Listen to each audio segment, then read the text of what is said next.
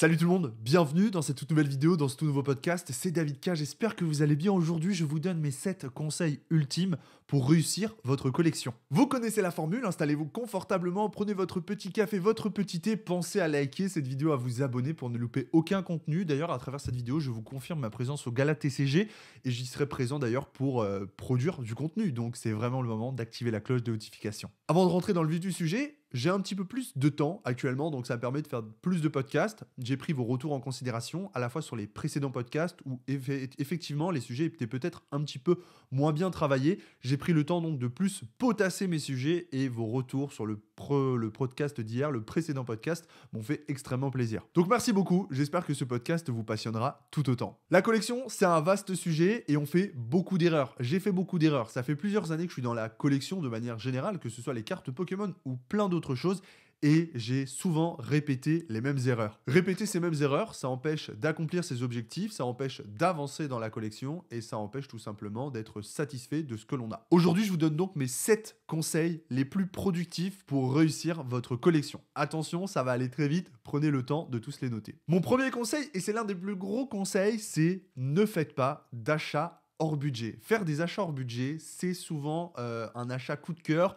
On va être tenté, on va se dire tiens, ça c'est incroyable, je veux vraiment ce truc. Et finalement, une fois qu'on aura réalisé l'achat, on va se rendre compte qu'on est bloqué. On a mis toutes nos finances dans un seul et unique item.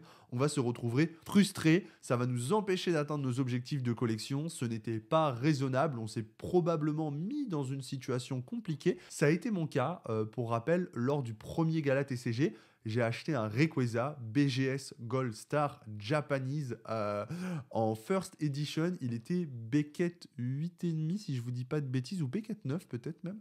Je l'avais acheté à hauteur de 3300 € tout compris. Fin mot de l'histoire, une fois que je l'avais, je me suis retrouvé bloqué. Je n'avais plus de fonds pour rien faire, à la fois dans ma collection ou dans mon activité. J'ai donc été obligé de le revendre. J'ai littéralement perdu de l'argent étant donné que je l'ai revendu au prix d'achat. Mais comme aujourd'hui, j'ai une société, quand tu déclares ta revente, déjà tu as juste l'URSSAF, tu perds 12,5%. Je crois que je l'avais revendu 3000, donc j'avais déjà perdu 300 €. Enfin bref, attention aux achats hors budget qui ne sont pas raisonnables. Conseil numéro 2, et attention, le conseil numéro 2, c'est ne pas ouvrir pour trouver. Et oui, effectivement, c'est quelque chose où on pourrait être tenté. On a tous voulu déjà se faire le kiff, le plaisir de l'ouverture, mais il ne faut pas tout confondre. Il y a plaisir de l'ouverture et il y a ouvrir pour trouver. Ça a souvent été notre cas. Je suis sûr que toi, derrière ta caméra, derrière ton écran, ça a aussi été ton cas. On a tous ouvert des cartes pour trouver, enfin ouvert des boosters pour trouver une carte, et quand on n'obtient pas la carte, on est déçu. De manière générale, sur la plupart des éditions,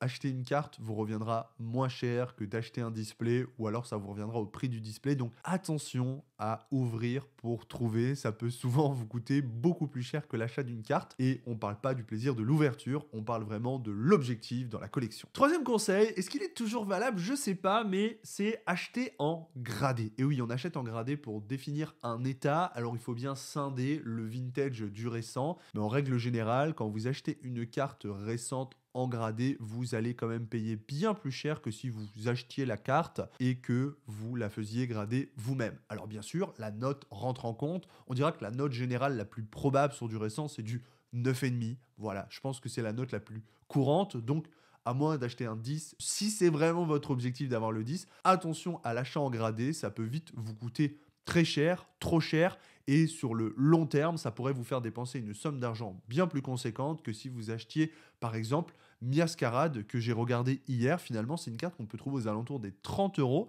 En gradé 9 ou en gradé 9,5, on la trouve aux alentours des 75. Donc, on peut vite aisément faire le calcul. Si j'achète une carte 30 €, j'en accumule une dizaine pour, on va dire, faire une plus-value sur les frais d'envoi et de retour en gradation. Je fais grader moi-même, et sur le fin mot, ça peut quand même représenter une somme conséquente, par exemple de 20 à 30 € d'économie par carte non gradée. Donc vous allez économiser 200 à 300 € environ sur 10 cartes. Ça peut vite être énorme. Petit aparté, je regardais vraiment des cartes du bloc récent, certaines alternatives, et j'étais vraiment choqué des prix qui sont vraiment très bas. et je trouve ça incroyable parce qu'en vrai, on peut se fournir plein de belles cartes pour sa collection alternative, Corridon, Miredon, Miascarade et bien d'autres pour un tarif vraiment super bas et je trouve ça actuellement super cool. C'était la petite aparté. Le quatrième conseil, c'est un conseil qu'on voit souvent. On a beaucoup de youtubeurs qui font des vidéos genre attention, n'achetez pas à la sortie d'une édition. Effectivement, acheter une carte à la sortie de l'édition, dans 98% des cas, c'est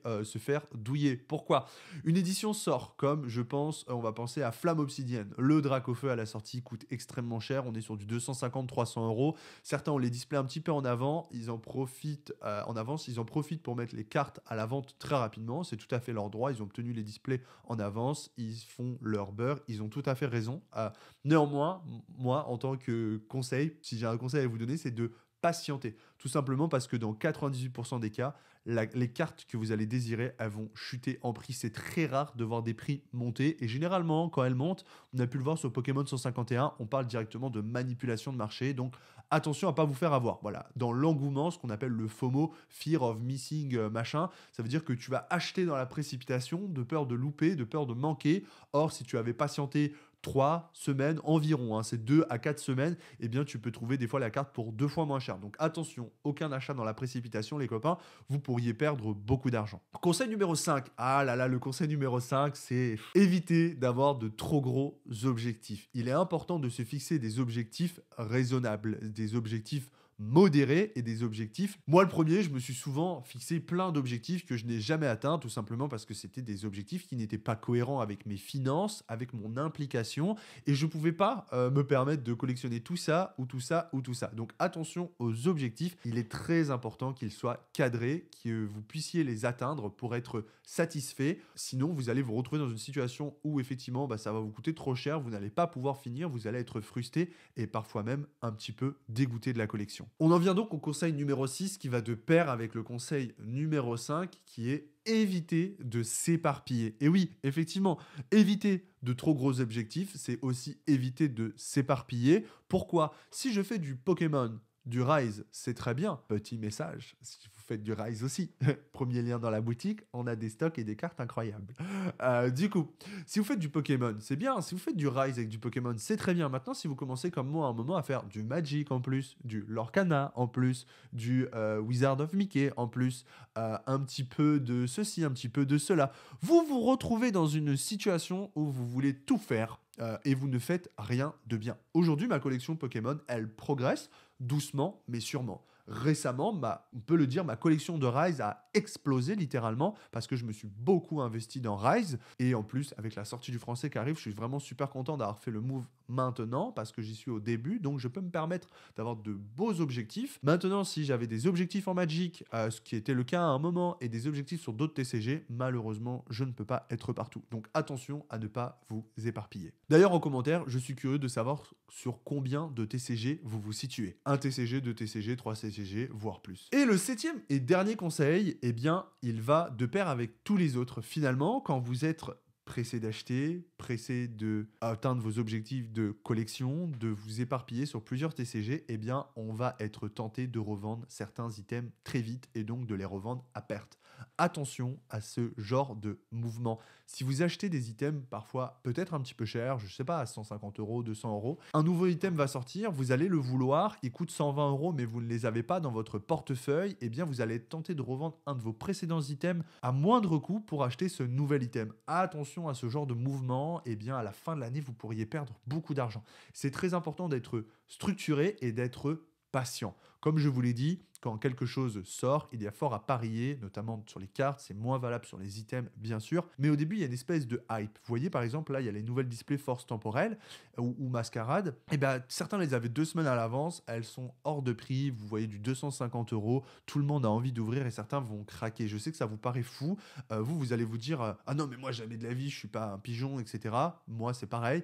Mais il y a des gens qui le font et qui vont revendre des trucs pour acheter ce genre de trucs, ouvrir et carrément se dire je vais trouver telle carte. Et là, on rentre dans le système de à la fois j'ai peur de manquer, je veux tout de suite, je revends à perte, j'ouvre pour trouver.